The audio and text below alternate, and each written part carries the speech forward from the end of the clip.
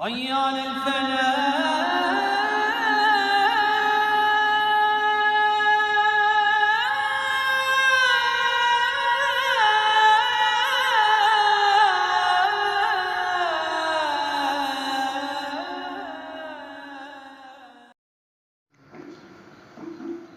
إن الحمد لله نحمده ونصلي على رسوله الكريم أما بعد فأعوذ بالله من الشيطان الرجيم. قال النبي صلى الله عليه وسلم رب صائم فليس له من صيامه إلا الجوع ورب قائم ليس له من قيامه إلا السحر. رواہ ابن ماجہ. سامعین محترم، یہ مسلمہ حقیقت ہے کہ جو چیز جتنی ہی قیمتی ہو اس کی حفاظت اتنی ہی ضروری ہوا کرتی ہے. اسی طرح عبادات کے اندر عبادت جتنی ہی اہمیت کی حامل ہو اس کی حفاظت بھی اتنی ہی سخت اور ضروری ہوا کرتی ہے. آپ نے بارہا یہ حدیث سن رکھی ہے کہ روزہ وہ عبادت ہے جس کے متعلق اللہ تعالیٰ نے فرشتوں سے کہہ دیا ہے کہ انسان نے روزہ میرے لیے رکھا ہے، اس کا اجر و ثواب آپ کو لکھنے کی ضرورت نہیں ہے، قیامت کے دن اس کا اجر ثواب میں خود ہی عطا کروں گا.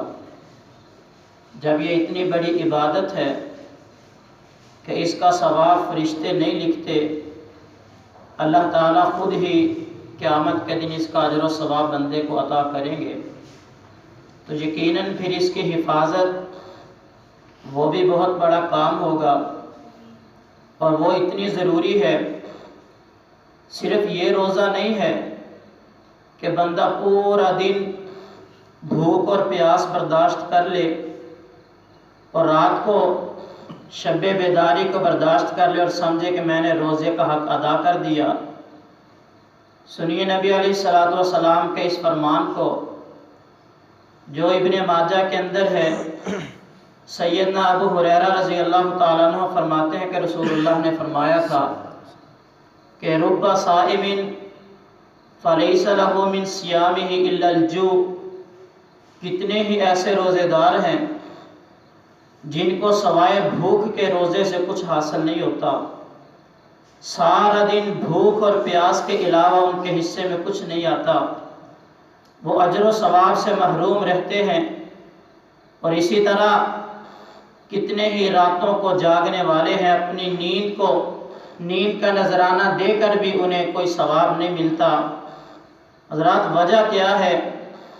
جس طرح دوسرے بھوک اور پیاس کو برداشت کرتے ہیں، بھوکا تو یہ بھی رہا ہے، پیاس کو برداشت تو اس نے بھی کیا ہے. صحیح بخاری کی حدیث کو ساتھ ملائیے تو بات سمجھ آتی ہے. نبی علیہ الصلوۃ والسلام نے فرمایا من لم یدع قول الزور والعمل بہ، کہ لوگوں جس نے جھوٹی بات کو نہ چھوڑا، روزہ بھی رکھا جھوٹ بھی بولا، روزہ بھی رکھا خیانت بھی کی، روزہ بھی رکھا لوگوں کے ساتھ دغا اور فراڈ بھی کیا، روزہ بھی رکھا آنکھوں کی حفاظت بھی نہ کی، روزہ بھی رکھا زبان کو شتر بے مہار چھوڑ دیا، روزہ بھی رکھا فحش کلامی بھی کی، روزہ بھی رکھا لوگوں غیر محرموں کو دیکھتا بھی رہا، تو من لم یدع قول الزور والعمل بہ، جس بندے نے ان کاموں کو نہ چھوڑا اس کو حاصل کیا ہوگا؟ سنیے نبی علیہ الصلوۃ والسلام نے فرمایا فلیس للہ حاجہ، اللہ کو ایسے بندے کی اس بھوک اور پیاس کی کوئی ضرورت نہیں ہے کہ وہ بھوکا رہے یا پیاسا رہے. یہ ہے روزہ رکھنے کے بعد جنہوں نے ان کاموں کو نہ چھوڑا.